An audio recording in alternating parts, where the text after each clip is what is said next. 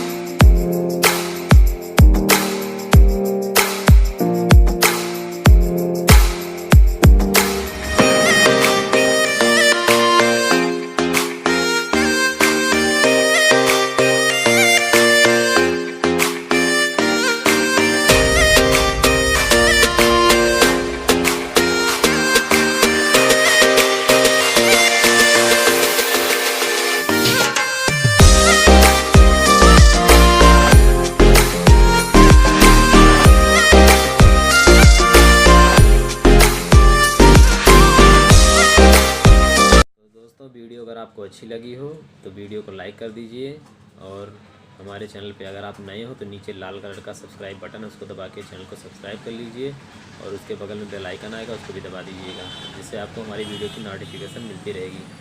और अपने दोस्तों के साथ हमारी वीडियो शेयर कीजिए। धन्यवाद। जय हिंद, जय भारत।